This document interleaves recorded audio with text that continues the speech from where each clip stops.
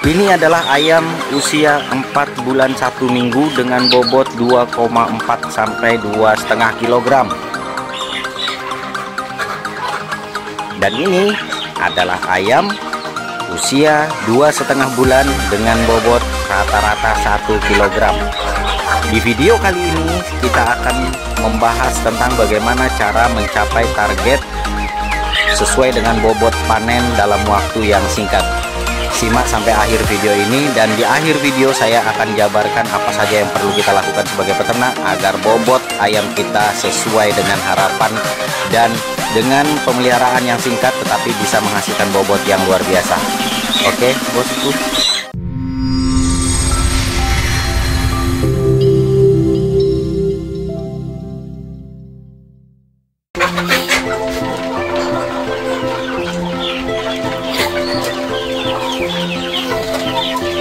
Assalamualaikum warahmatullahi wabarakatuh. Selamat pagi, salam sejahtera ya bos. Kembali lagi bersama saya di sini, SEO Bakal Peternak, dan terima kasih sudah klik video ini. Dan jangan lupa kalau sampai suka video ini silahkan di like dan di share ke rekan peternak yang lain agar mereka juga tahu apa yang kita tahu. Di video kali ini saya akan bersharing tentang bagaimana teknik pemeliharaan yang tepat dan benar sehingga bobot ayam bisa tercapai dalam waktu yang singkat. Oke bosku, seperti biasa dan dengan pakan yang biasa dan dengan metode yang seperti biasa juga, tidak ada yang berubah. Kurang dari 10 menit ayam-ayam kita sudah makan ya, karena efisiensi waktu dan efektivitasnya itu benar-benar saya perhitungkan bos, karena saya ini kan waktunya mepet. Jadi terkhusus sampean yang waktunya sedikit, tidak ada alasan sampean untuk memberikan makan ayam itu sekali dalam sehari. Itu nggak ada alasan bos. Kalau sampean sudah benar-benar termanajemen dengan bagus, insya Allah. Oke, khusus seperti tag di awal bahwa ini adalah salah satu contoh pemeliharaan bakal peternak dengan usia 4 bulan 1 minggu. Tapi ini karena ini sudah tanggal kemarin saya timbang bobot 2,4 itu di tanggal 7 bosku. Jadi di tanggal 7 September saya timbang yang ini, itu bobotnya, yang ini bobotnya sekitar 2,4 nih, yang ini. Kemudian betina-betinanya yang di sana itu, di sana bobotnya 2,5 kilo, 2,2, ada yang 2,3, bahkan ada yang mendekati 2,5 kilo. Ini bobot betinanya ini besar-besar bos. Jadi memang generasi ayam di bakal peternak ini gennya itu memang gen-gen besar. Kenapa? Karena bapaknya besar, induknya besar. Tapi kalau ditanya dari galur mana, waduh saya nggak bisa jawab bos, karena sampai sejauh ini bakal peternak hanya menyilang-menyilang saja. Jadi ini semua hasil akhir dari persilangan. Mulai dari saya mulai menyilang itu di tahun 2022 ya. Jadi tepat di tahun 2022 dengan waktu itu awal BK ekor lidi. Dah inilah darah-darahnya. Ini kemudian sempat saya silang dengan KUB juga. Kemudian ayam Thailand yang terakhir ya di 2022 itu. Ya selanjutnya inilah hasil-hasilnya bos. Nih, terutama yang indukan besar ini turunan dari ayam Thailand ya. Saya dapat ayam Thailand tapi sayangnya pendek umur semua. Kemarin ada 3 ekor indukan ayam Thailand, warnanya kurang lebih seperti ini ya, seperti ini. Tuh yang merah-merah di sana itu yang bobotnya besar, lebih besar dan lebih berat daripada BK bos. Makanya kemarin saya pinjam punya teman, ada 3 ekor, dan alhamdulillah inilah anak-anakannya. Jadi kalau ada yang tanya ayam silangan di bakal peternak itu sebenarnya ayam apa, saya nggak tahu jawabnya. Nah, tetapi khusus di video ini saya tidak membahas secara spesifik tentang gen, tentang galur. Jadi intinya apapun jenis ayam yang sampean pelihara, yang sampean ternak, kalau cara dan metodenya benar, pasti bobot itu akan tercapai bos. Pasti target timbangan pemeliharaan itu akan tercapai. Jadi ini salah satu contoh. Ini contoh ini aja ya, yang ini ya. Di tanggal 7 September kemarin yang ini saya timbang itu bobotnya 1 kilo. Jadi ini kan, ini 1, 2, 3 ini satu anu bos, satu apa ya, satu generasi, satu umur lah. Ini satu umur semua ini satu umur ini. Nah kalau yang 7 ekor itu yang ini bos, yang 7 ekor ini yang menetas tanggal 29 April nih, tanggal 29 April yang 7 ekor. Nah ini waktu dia masih kecil, dan ini yang sekarang ya. Nah di tanggal 7 September kemarin saya timbang tepat di usia 4 bulan 1 minggu kurang lebih, 4 bulan 1 minggu, 4 bulan 8 hari lah ya. Bobotnya yang khusus itu bobotnya 2,4 kilo.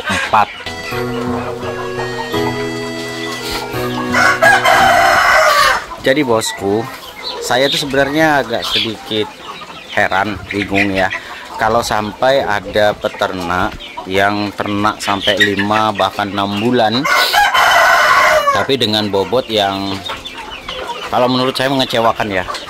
Katanya bobot 1,3, 1,5 kilo itu dicapai dalam waktu 5-6 bulan tuh kelamaan bos. Kalau saya bisa menganalisa ya, hal tersebut bisa terjadi kalau ayamnya diumbar atau ayam memiliki space dalam artian bisa kesana sini ya. Memang bos, kalau kita ternak ini yang akan share nanti di akhir-akhir video tentang bagaimana caranya agar ayam ini berfokus pada meningkatkan bobotnya. Jadi kalau kita mau bobot ayam kita itu tercapai, lakukan beberapa hal ini, dan saya pastikan kalau sampai lakukan ini bobot dari ayam itu akan tercapai dalam waktu yang tidak butuh waktu terlalu lama. Oke, baiklah bosku. Hal pertama yang penting dan wajib sampean lakukan ketika kalau sampean memang supaya agar waktu panen ini bisa lebih cepat dengan bobot yang sesuai dengan yang diinginkan. Di sini saya akan berbagi tips, dan ini hasil sebenarnya bukan tips kosong ya. Ini benar-benar contoh bukti. Ini salah satu buktinya. Ini mereka ini adalah generasi A pertama dan kedua bosku. Jadi saya tadi sudah perlihatkan video saat mereka baru menetas ya, baru usia hari. Inilah mereka. Jadi sekarang ini sudah mendekati nih, hari ini tanggal 24, 5 hari lagi yang besar-besar ini sudah usia 5 bulan, dan bobotnya saya pastikan lebih berat dibanding yang pas timbang tanggal 7 ya. Tanggal 7 kemarin ini bobotnya yang ini aja, yang jantan-jantan ini 2,4 kilo, ada yang 2,2 kilo, ada yang 2,4 kilo. Nah, kenapa hal ini bisa terjadi? Yang pertama yang harus kita lakukan adalah pemberian nutrisi pakan yang tepat. Jadi jangan asal murah ya. Memang target kita untuk skala rumahan adalah bagaimana supaya dengan pakan limbah, dengan pakan yang bisa dikata itu hasil sumber daya ya, kalau perlu murah, gratis kalau perlu. Tetapi ini yang perlu sampean perhatikan juga adalah nutrisi kandungannya benar-benar dihitung. Makanya untuk meningkatkan mutu, meningkatkan pakan yang bermutu rendah, salah satunya adalah dengan menggunakan teknik fermentasi ya. Dengan teknik fermentasi inilah dengan harapan supaya penyerapan nutrisi pakan di ayam itu lebih maksimal. Nah, kemudian bos, walaupun pakan yang kita berikan murah, sekali lagi ya, tetapi kandungannya harus tepat. Makanya di Bakal Peternak kami ya, khusus saya sudah menunjukkan jenis-jenis bahan-bahan pakan apa saja. Nah ini seperti ini. Ini adalah konsentrat pabrikan. Kemudian yang ini adalah jagung giling yang belum diolah ya. Kemudian yang ini adalah ampas kelapa. Ini ampas kelapa ini sudah sebulan lebih bos, dan ini masih ada sisa dedak, dan ini yang sudah dicampur ya pakannya. Pakan kita biasa, dan sesekali saya juga memberikan daun pepaya ya. Daun pepaya dari samping situ ada saya tanam. diiriskan atau sisa dari limbah dapur. Jadi sayuran-sayuran hijau dari hasil limbah dapur itu saya ambil, saya rajangkan, kemudian dicampurkan di pakan sesekali. Jadi kemarin ada yang bertanya, ada yang komentar, mungkin nanti di sesi baperan ya kita akan bahas. Kemarin loh kok sekarang pola pakan bakal peternak kok berbeda. Jadi berbeda bos. Pertama karena untuk mendapatkan sayur upkir itu saya sudah agak kesulitan, sudah banyak saingan sekarang bos. Jadi peternak baboy di daerah saya ini juga ada peternak baboy kan. Jadi kalah saingan sama mereka karena mereka sudah berani membayar. Jadi kalau saya kan berharapnya gratisan aja, ngambil di biasanya ada tempat sampahnya itu sudah dilainkan memang di situ yang sayur upkir. Jadi peternak-peternak lokal yang mau ngambil ya ambil aja gitu nah. Jadi saya kadang kalah karena kalahnya itu mereka berani bayar.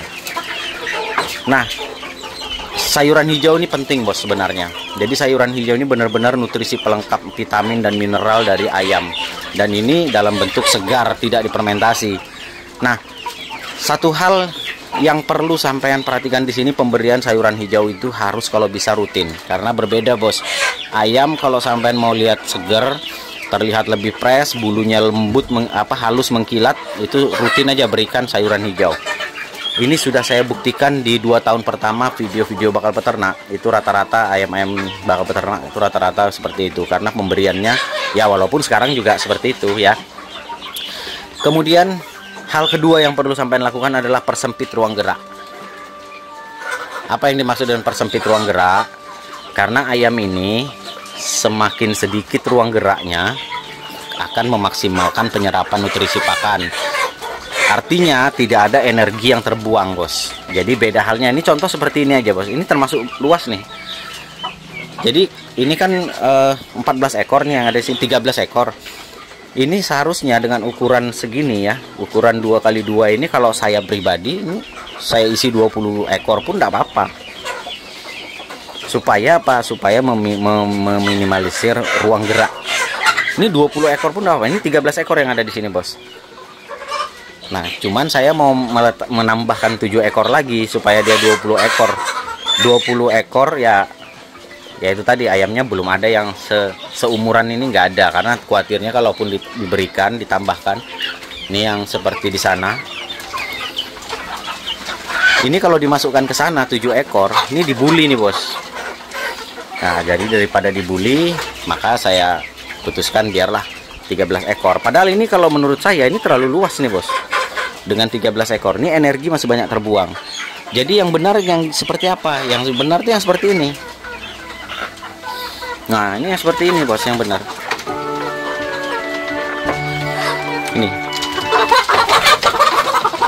ini energi ayam nggak kemana-mana, ini di situ-situ aja dia.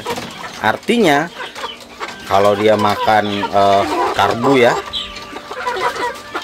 karbo kemudian menjadi energi, karbohidrat ya, karbonya menjadi energi, dan energinya tidak dibuang kemana-mana. Kemudian penyerapan protein juga lebih maksimal karena dia tidak bergerak kemana-mana. Ini yang benar bos, yang seperti ini. Jadi rahasia pertama adalah pada desain kandang.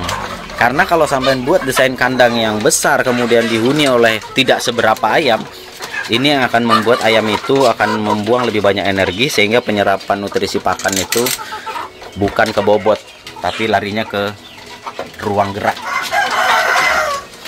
larinya ke aktivitas. Jadi ini disarankan membuat kandang, desain kandang yang seperti ini ya, seperti ini nih contoh nih.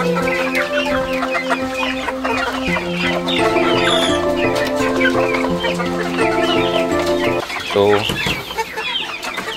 Jadi semakin kita mempersempit ruang gerak, ayam ini akan semakin cepat bobotnya naik. Tuh. Kemudian yang ketiga, porsi pakan yang tepat. Wah, ya kan? Porsi pakan yang tepat.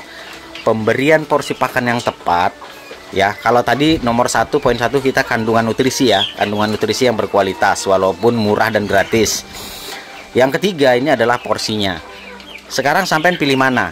Pilih mana? Yang pertama sampean pilih ngasih makannya banyak tapi nutrisi seadanya, ya, nutrisi acak adut, serampangan, atau yang kedua pemberian sesuai dengan porsinya, ya, sesuai dengan porsinya, tetapi penyerapan nutrisinya, kualitas nutrisinya maksimal. Sampai pilih mana?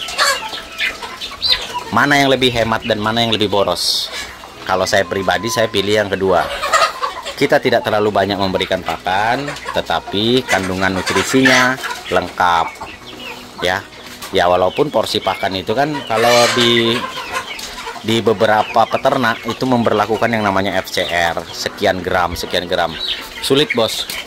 Kalau kita untuk skala rumahan itu saya akui sulit. Sulitnya kenapa? Ya karena itu kita nggak terlalu berpaku pada aturan. Kemudian yang kedua, pakan yang kita gunakan ini adalah pakan alternatif, bukan pakan pabrikan. Tapi mungkin next ke depan saya akan coba berikan hitungannya, ya. Kalau saya coba, mudah-mudahan bisa. Saya coba dengan pakan yang kemarin sudah kita, kalau sampean lihat video bungkil kelapa yang terbaru, kemudian dedak yang terbaru, dedak fermentasi yang terbaru, campurannya itu, kalau sampean lihat nanti saya coba akan hitungkan FCR-nya. Berapa gram pemberian untuk per ekor ayam hingga panen. Nanti saya coba lah, ya, mudah-mudahan bisa. Karena kesulitan kita ini, bos, kita harus apa ya? Kita harus melihat hasil pengecekannya berapa benar-benar sebenar-benarnya ini, total dari dedak berapa, kemudian dari bungkil kelapa berapa. Ini yang harus benar-benar kita cari tahu, mencari dari sumber yang tepat dan terpercaya. Karena kalau enggak, ya itu tadi, kalau kita hanya sekedar browsing sekian ampas kelapa, sekian dedak, akhirnya nanti hitungan FCR-nya nggak kena. Nah, kalau sudah hitungan FCR-nya nggak kena, ketika diaplikasikan ke ayam, maka ya disitulah kadang kekeliruan itu sering terjadi. Kemudian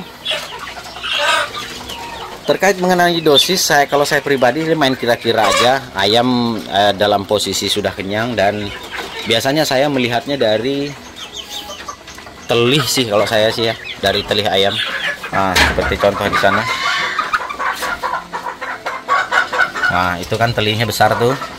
Telihnya besar, berarti udah kenyang. Tolak ukur saya begitu aja, bos. Nah, itu, ya. Kalau tolak ukur saya begitu aja. Asal sudah kenyang, perut telihnya terisi. Nah, itu.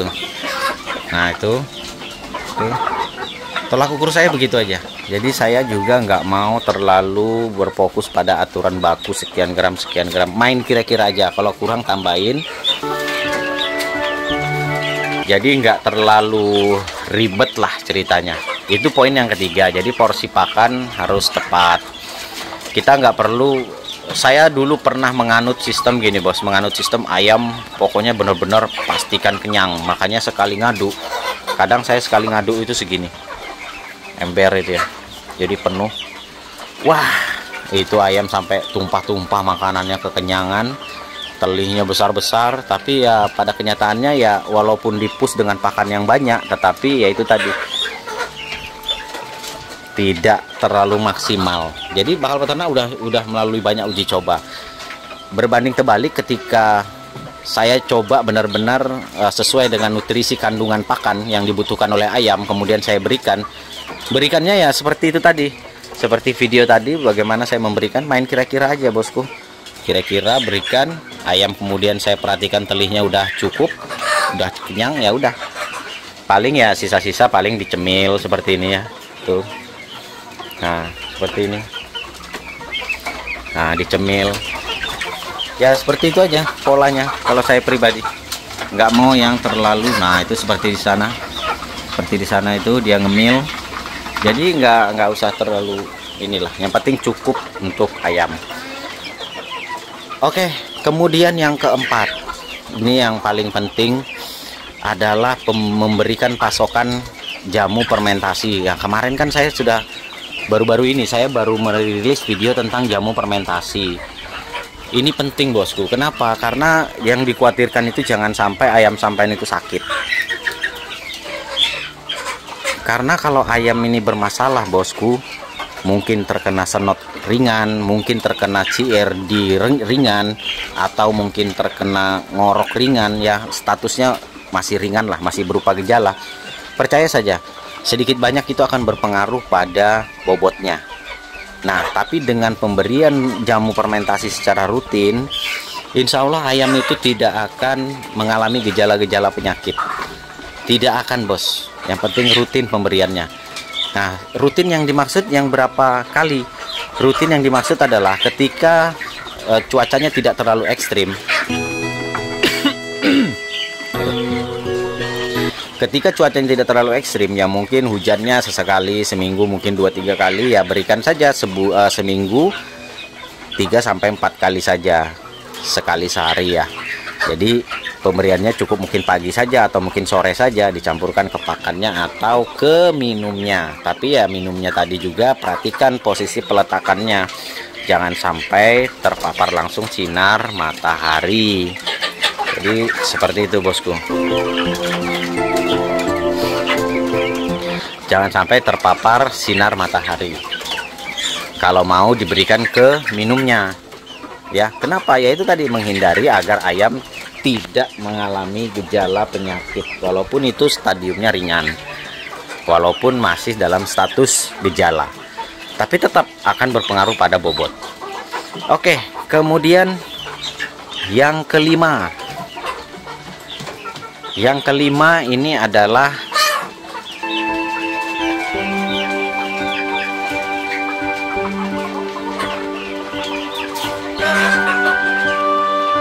memperhatikan fase di tiap tingkatan usia ya. Jadi perhatikan, karena kalau merujuk kepada pertumbuhan dan bobot, maka target kita adalah protein pakan. Nah, untuk usia DOC, masa starter ya, masa starter 0 sampai 4 minggu atau sampai 1 bulan, dari 1 hari sampai 1 bulan itu di push protein itu 20 up, dari minimal 20 sampai 20% ke atas lah ya. Nah, saya biasanya menganjurkan agar pur ini difermentasi supaya mudah diserap. Selanjutnya fase grower. Nah, di fase grower ini adalah usia 1 bulan up. 1 bulan up, fokus protein itu minimal 18 sampai 20 ya. Sampai di usia begini itu fokusnya di angka 18 sampai 20, bos. Jangan di bawahnya. Berbeda kalau indukan seperti ini. Kalau indukan 16 pun nggak masalah mereka, karena mereka nggak perlu bertumbuh lagi. Yang mereka butuhkan adalah karbo. Kalau di usia pertumbuhan atau usia menjelang panen atau target sampean supaya timbangan ini benar-benar bisa tercapai bobotnya, maka yang perlu sampean push adalah proteinnya. Protein tidak boleh di bawah dari 18%. Kalau bisa up. Jadi 18 sampai 20 adalah target rujukan protein. Kalau mau untuk yang perlu dikejar ya, sampai akhirnya di masa finisher atau masa panen. Ini penting, bos. Kemudian tadi kepadatan kandang sudah kita bahas. Kemudian yang keenam adalah pemberian vitamin, mineral, dan suplemen pendukung. Dalam hal ini yang pertama yang perlu sampean rutin berikan adalah air fermentasi. Nah, ini penting nih, bos, air fermentasi. Jangan dikira konten bakal peternak hanya sekedar konten, tidak. Ini memang dibutuhkan ayam, bos, seperti air fermentasi, air gula merah, kemudian diberikan EM4 atau biasa kita sebut ya di bakal peternak ini air fermentasi. Ini penting, bosku. Jadi bukan hanya sekedar saya membuat konten untuk mencari penonton, tidak. Memang poin ini poin penting. Kemudian berikutnya pemberian vitamin mineral, boleh pabrikan, boleh juga yang bersumber dari sayuran-sayuran hijau-hijauan. Makanya saya selalu tekankan, kalau sampean mungkin masih ekonomi sulit ya, kalau peternak masih di awal, masih kesulitan untuk pembiayaan, permodalan dan lain sebagainya, ya saya sarannya untuk asupan vitamin dan mineralnya ambillah dari bahan dari alam, seperti sayuran hijau seperti ini. Nah, kalau yang pabrikan saya merekomendasikan ini mineralnya.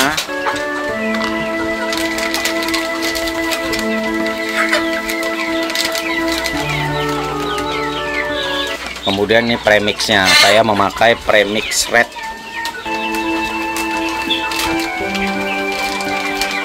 Untuk lebih detail nanti kita bahas di lain waktu lah ya. Vitamin-vitamin apa saja yang banyak beredar di pasaran dan apa saja yang recommended untuk dipakai. untuk mengejar bobot atau untuk menstabilkan produksi telur dan lain sebagainya. Selanjutnya suplemen tambahan lainnya adalah garam. Garam itu kisaran 0,3 kalau di fase grower, fase pembesaran 1 bulan up itu wajib bos untuk diberikan tambahan berupa garam. Kemudian minyak ikan kalau ada, kalau nggak ada pakai minyak jelantah juga bagus. Nah ini semua sudah pernah saya buatkan videonya bosku. Boleh pakai minyak jelantah kalau nggak ada minyak ikan. Ini sumber-sumber suplemen tambahan. Nah dicampurnya kemana? Ke pakan. Ini garam juga penting. Ini banyak hal yang disepelekan ya, terkesan sepele, tapi kalau ditinggalkan ini yang akan berpengaruh pada mempengaruhi yang lain. Kenapa? Karena ini saling berkaitan, erat kaitannya satu sama lain. Jadi tidak boleh ditinggalkan. Karena kalau satu ditinggalkan maka juga akan ikut merusak yang lain. Oke. Selanjutnya yang ketujuh. Yang ketujuh. Air minum. Nah, ini air minum nih penting nih bosku.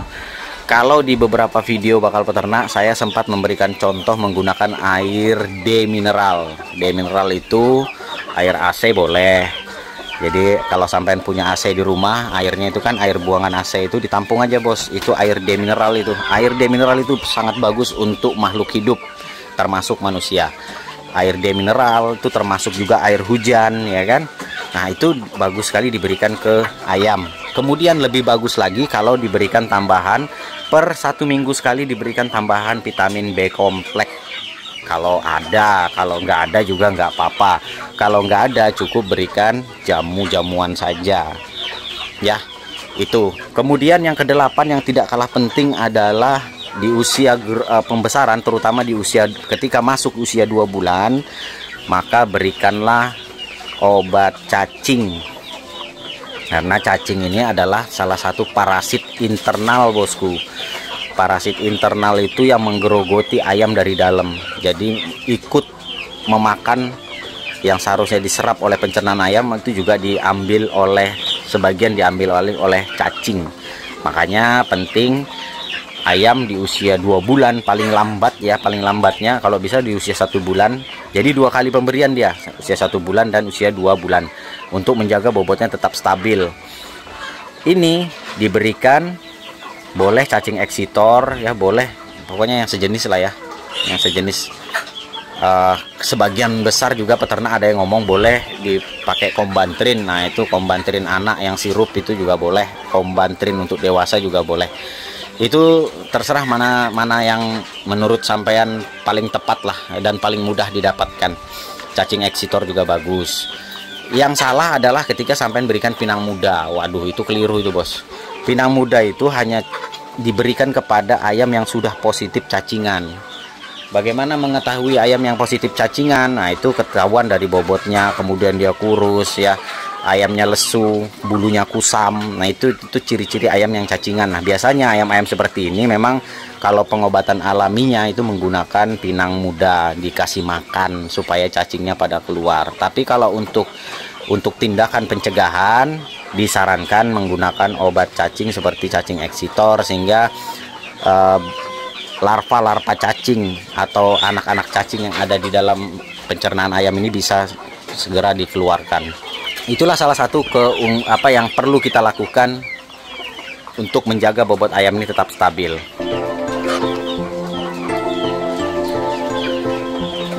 Dan ini terakhir dan tidak terlalu penting ya.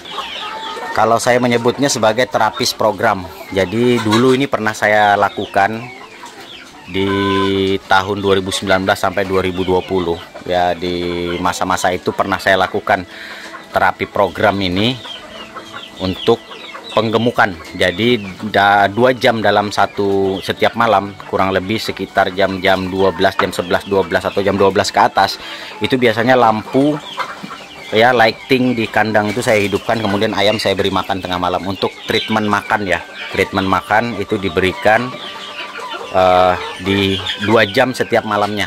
Itu untuk meningkatkan bobot juga itu.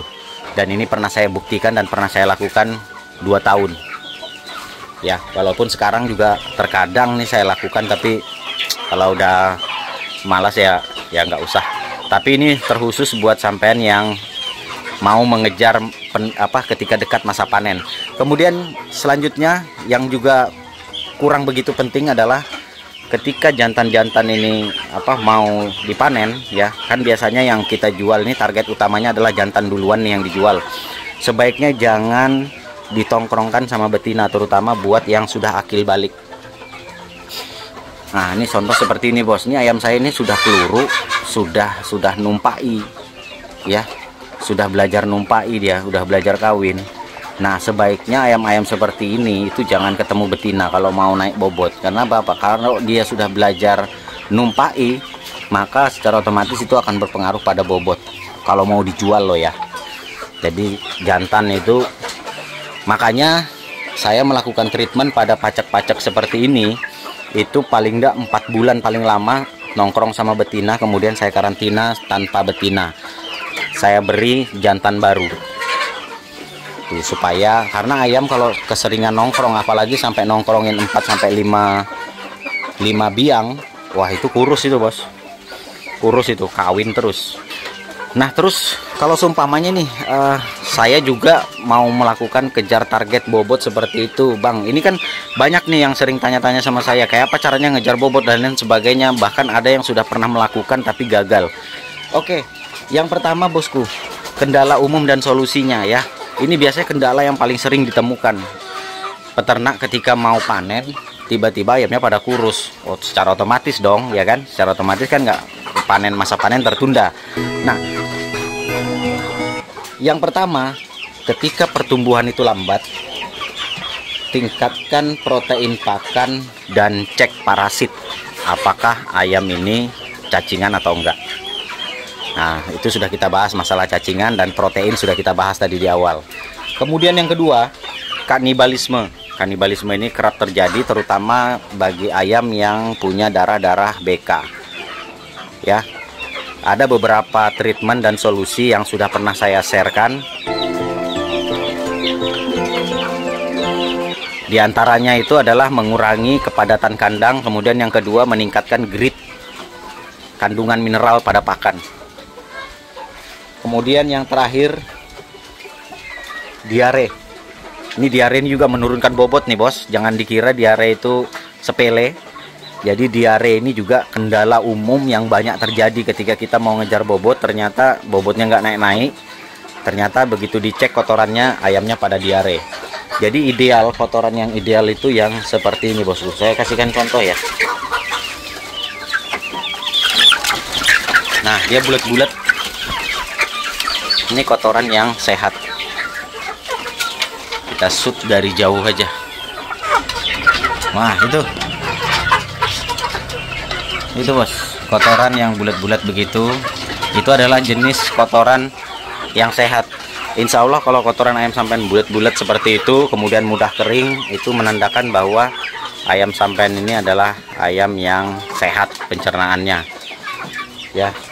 Jadi kalau diare, beri air fermentasi dan kurangi pakan basah, itu solusinya supaya ayam sampean nggak diare. Oke, bosku, jadi mungkin itu saja dulu video ini. Kayaknya durasinya cukup panjang ya, tapi nggak apa-apa.